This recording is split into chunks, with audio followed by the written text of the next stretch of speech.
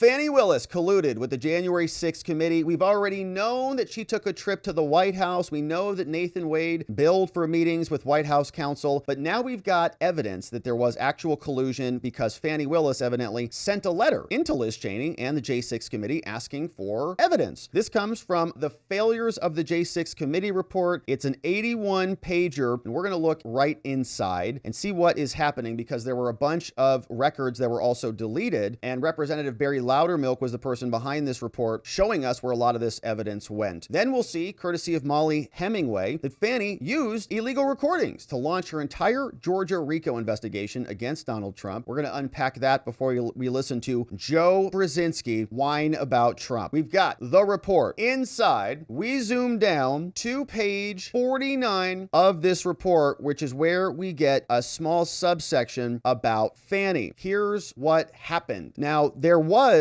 collusion with Fulton County DA Fani Willis, J6 committee, Liz Cheney, Bennie, Thompson, and the rest of them. Here's their report from Congress. It says, during its initial review of records that were archived by the Select Committee, the subcommittee discovered a letter, from Fulton County DA Fani Willis sent over to the Select Committee. Fani Willis sent the letter back on December 17, 2021, probably with Nathan Wade at the helm, because their relationship, we know, started in 2019. So she was well into indicting Nathan Wade. Investigation is initiated. Contract has been signed November 1st. Nathan Wade comes on November 2nd. Nathan Wade files for divorce. Fani then says, whew, this case is going to be a lot of work, and I'd rather go on cruises with you, Nathan. So why don't I see if I can just copy someone else's homework? So she said, I know. How about Liz Cheney? She'll give me her homework. She's a giant cheater. So she sends a letter. Now, in this letter, Willis requested access to any Select Committee records that were relevant to her investigation of Trump's actions to challenge the 2020 presidential election, including, Fani wanted this: recordings, transcripts of witness interviews and depositions, electronic and print records of communication, and records of travel. So she wanted all that stuff that she failed to produce when people thought that she was, grifting 700 grand out of the Georgia taxpayers. And based on public reporting, the Select Committee shared important records with Willis. What were those records? And with the Fulton County DA's office. That's public reporting. According to the Atlanta Journal-Constitution, the Select Committee provided, quote, Fulton counties with, quote, prosecutors key evidence about what former President Trump and his top advisors knew with respect to Georgia's election results. Politico also reported that Fani and her staff met with the Select Committee in April of 2022, and they participated in multiple phone calls with Fulton County DA and her office. The same video recordings that Fani requested were never archived by the Select Committee. They didn't archive it at all. We see, although no additional communications between the Select Committee and the Fulton County DA's office were archived. Although no were archived, the prospect of the Select Committee's sharing of video recordings of witness interviews with Willis, but not our subcommittee, is concerning. So they gave Fani a bunch of stuff that they're not giving to their own committees today. The subcommittee has opened an investigation into the extent of the coordination between Willis and the Select Committee and is committed to uncovering answers to these questions. So we have a lot more to unpack here, right? We don't know what is inside of that letter or what was the subject of the conversations in the aftermath. Now, that is just one subsection. Now, there's a lot more, right? The records were deleted, so they can't figure out what those conversations were all about. When we go back up here, they laid some foundation that we fast forwarded through, but let's hit the highlights on it, because on page 15, they tell us how much of this evidence was gone and deleted. They say, here is what the Select Committee did not show the American public. They collected and reviewed significantly more information about the underlying causes of J6 than they ever published on its website. They published a bunch of stuff, but the website does not represent all the documents that they obtained. No, in fact, it's only the documents that support their narrative. They tell us Chairperson Thompson, he even admitted this. The Select Committee did not preserve hundreds of video recordings that they made of their interviews or their depositions, by his own admission. He also admitted that as the chair, he failed to archive certain transcripts of the transcribed interviews. So no video, no audio, no written transcripts, all done in violation of House rules. So this raises the obvious question. Now, why did Chairperson Thompson not want House Republicans to see these records? How come? Additionally, the Select Committee committee selectively interviewed certain witnesses and publicly released their testimony before interviewing other witnesses who may have provided contradictory testimony, like we saw with Clavicle Girl. One example of this, obviously, is Cassidy Hutchinson. She was told a story that was totally invalidated by others, but they used it anyways. Now, the select committee from Liz Cheney, they failed to archive all of its records at the end of their Congress. These records include evidence that undermines some of the most headline-grabbing themes of their entire hearing, as well as evidence that pertains to their committee's investigation, but other evidence that does not align with their narrative. While the subcommittee has endeavored to recover all of the missing records, the fact that the select committee did not archive or publicly disclose this must be considered when talking about their final report. They should have archived all the materials, not just the supporting materials, telling us that all chairs have a responsibility to archive these things. House rules require it. But nevertheless, the subcommittee learned that its committee failed to archive. So this current committee that's investigating the J6 committee, here's what they're missing. Look at this. They failed to archive and subsequently provide any of its video recordings of witness interviews, as many as 900 interview summaries or transcripts, more than 1 terabyte of digital data, over 100 deleted or encrypted documents, all gone into thin air, gone. The failure to provide the subcommittee with these records raises serious concern about the contents of these records. You know, this is the point we've been making for a long time. If it's so damning, right? If the evidence against Trump is so uncontrovertible, let us see it all. Just publish it all. Let us see it, right? Because we can comb through it all. But they know it's fake, as proven with Clavicle Girl. The failure to provide the subcommittee with these records raises serious concerns about the content of these records. They are exonerative. That's why they don't want to release them. It's like Brady material in a criminal case. Further, the failure to archive these records, it rests on Thompson, who had an obligation under the rules, and he didn't do it. Now, the committee also produced a significant amount of digital data. Based on the inventory of this, they failed to archive more than an entire terabyte of digital data. Yeah, and you know, depending on your compression, you can get a lot of video files on there, a lot of data. In July, a letter to Chairman Loudermilk, Thompson claimed that the committee archived over 4 terabytes of digital data. They said we used an e-discovery platform and blah, blah, blah. However, after reviewing the archive file, the subcommittee received less than 3 terabytes of digital data from the J6 committee. 1 terabyte is a substantial amount of missing data. 1 terabyte of data, 6.5 million pages of documents, 500 hours of HD video, or 250,000 photos. Gone. They deleted evidence, right? There's a cover-up afoot. The subcommittee received a total of 6 hard drives. Contained in these hard drives were tons of productions, individuals, agencies. These files included emails, text messages. The select committee also archived some of this correspondence, but they archived only some of the interview transcripts as well. They also deleted or failed to turn over more than 100 digital documents from their hard drives. We tried to reconcile this. We contracted a digital forensics team, and we found over 100 deleted or password-protected documents that would otherwise have not been accessible, right? So they're wiping stuff from the hard drive, but they should have used BleachBit like Hillary Clinton. Now, they asked Chairman Thompson about this. After recovering these password-protected documents, so this forensic person undeleted them, Loudermilk sent Thompson a letter. He said, "Can you please give us the passwords for your password-protected files?" Thompson says, "I have absolutely no idea what you're talking about." Okay, that's what he responded. Sounds like Terrence Bradley. "I don't recall." It's all speculative. One recovered file, which was not encrypted but was deleted on January 1st, 2023, it revealed the identity of a witness who worked in the White House and sat for a transcribed interview with the committee. The witness had firsthand knowledge of Trump's actions on J6, and this witness's testimony was not archived by the committee. And until the subcommittee recovered this file, the subcommittee had no record of this individual providing testimony at all. At this time, the subcommittee will not release the witness's name because it didn't serve their interest, right? Anybody who exonerates Trump is just gone. Archived files that are encrypted serve no purpose other than to hide information, and they wouldn't even provide the passwords. There were also missing video recordings. These videos served a critical purpose. Even Liz Cheney wrote about this in her memoir. Since none of the video recordings were archived by the House clerk, they sent a letter. "Why didn't you record and archive these?" Saying Thompson said, "Yeah, we did not archive any of the unedited video recordings. Sorry, only our edited versions you get. All of the bad stuff for our side, we deleted. Didn't save it. So we have no records of these recordings." We have a criminal government. It's insane. Like, they're deleting evidence. Representative Thompson just argued the select committee, we're not obligated to archive all the video recordings. We're not obligated to give you the transcripts. So they fake their show trial and then torch the evidence on their way out and then say Trump is anti-democratic and like loves Hitler, right? As we're going to find out in a minute. Thompson claimed claimed this determination was based on guidance the select committee received from the House clerk. He said delete everything. However, according to official guidance from the clerk on what records should be archived, videos of events and testimonies should be archived. That's the rules. They're also missing transcripts from witness interviews, and we know they deleted Secret Service agent records, and the list just goes on and on. You see that there was some more on this. Select committee chairman, here was one issue they had. They say Chairman Thompson did not ensure the preservation of all documents as required by the rules. So here's the action. On January 26, Loudermilk sent a letter to Thompson stating your records were not archived. Help us find the missing records. Thompson responded on the 7th, said documents were archived according to the rules, and they were published online. So they obviously were heavily redacted and they were not the complete files. Then on December 5th, Loudermilk sent another letter to Thompson. Where are the records? We want video recordings, we want witness interviews, we want everything else. Among the documents unearthed was the letter from Fani. Fani sent a letter in. This letter requested records that may be relevant to her ongoing investigation. She requested a bunch of stuff: recordings, transcripts, witness interviews, print records, records of travel. Chairman Loudermilk requested that Thompson respond to his questions about this and get back to us. Then Thompson responded and did not provide the records nor the communications. Then Chairman sent another letter back to Loudermilk, sent a letter to Thompson with specific examples. He says, we have all of this missing data. Can I please have the passwords to it?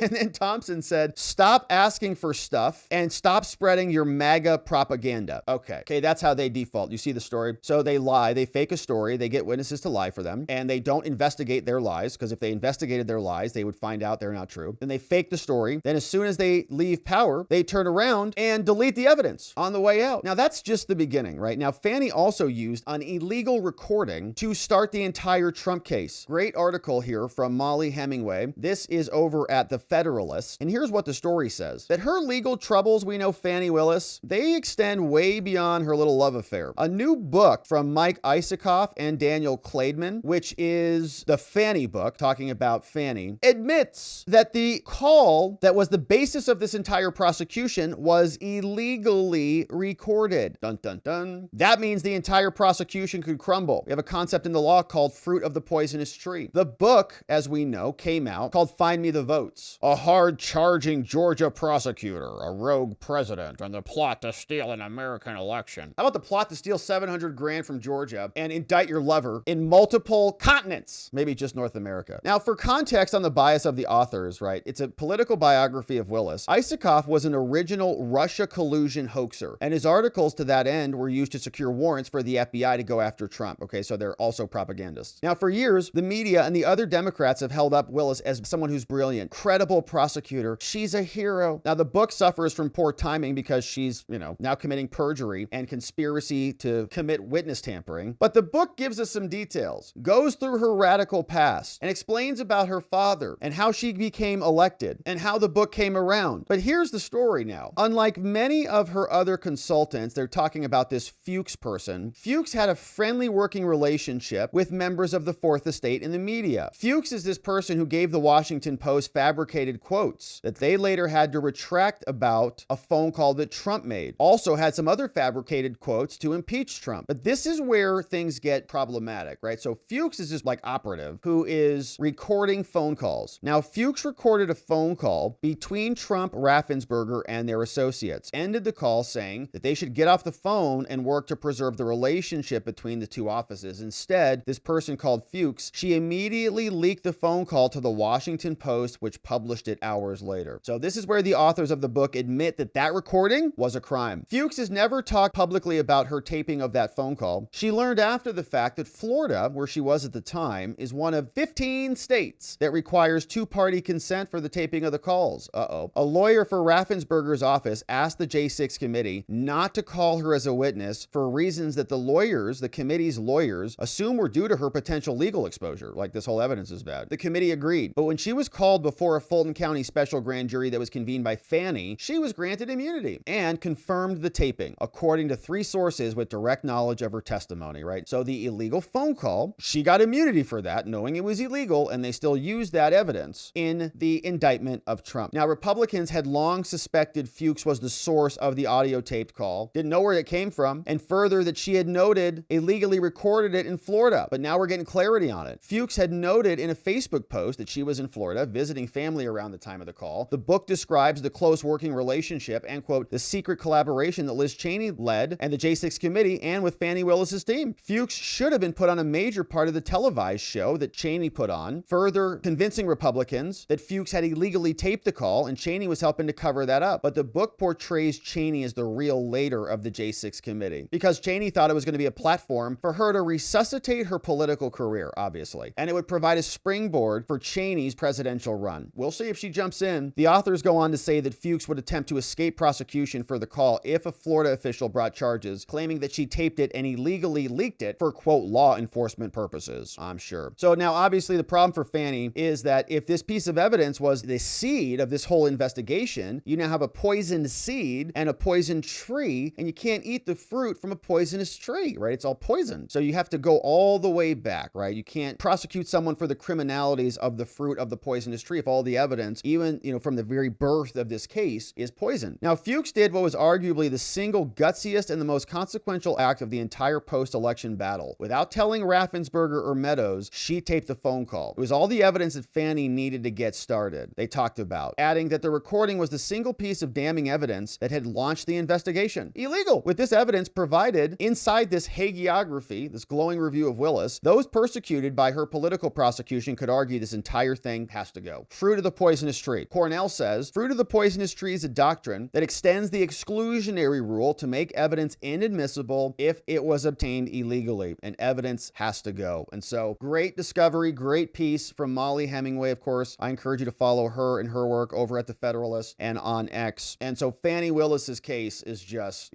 a total disaster. Amazing if that is what she premised her entire prosecution on. And maybe she did, who knows? Nathan Wade and her were too busy focused on their love affair and their text message emojis than they were evidently on doing anything as ethical or above board prosecutors. But here's Joe Scarborough. And just to give us a flavor of what they're talking about on MSNBC, interesting times over there. They're now just saying Trump loves Hitler. Like that's just basically what they've regressed into. And here's a little bit of Joe Brzezinski with his husband, Mika. Again, the source material here, Joe, is General Kelly. Right. Obviously a highly... Look at the chyron at the bottom, okay? Look, new book. Trump had repeated praise for Hitler, okay? Look, that's what they talk about all day. Decorated general who served at the right hand of Donald Trump for many years. So a guy with credibility who's recalled other conversations where Donald Trump has called fallen soldiers suckers and losers, and now revealing that he had a lot of fondness for Adolf Hitler. Yeah, and Trump derangement syndrome, sorry, whatever idiot said that. We're talking about a man who dedicated his entire life to serving the United States military at war, in peace. Gene Robinson decided to go in and work with Donald Trump, even though he had some concerns. He did it for his country. He ended up being Donald Trump's longest running chief of staff. This is not a guy with Trump derangement syndrome. This is a man who is deeply concerned about Donald Trump calling dead Americans war heroes suckers when... it's all a hoax. Okay, so you see what they're talking about. That's just all they do, the same garbage lies over and over again. Because their cases are falling apart. They're having a panic attack that Trump is going to win because he is, and they're nervous about what that means for their fake lies and their criminalities, right? All of it now being exposed, committing crimes, colluding for political opponents to remove their opponents off of the board. It's not appropriate in America. So we're going to be here continuing to cover the Fani saga and the rest of the Trump trials, my friends. Thank you for subscribing and liking this video wherever it is you're watching it. Thanks for checking out some of our links in the description below. Sign up for an event at watcherlodge.com. Come join us for our morning streams and our Saturday streams at watchingthewatchers.locals.com. And we'll look forward to seeing you back here on the next one.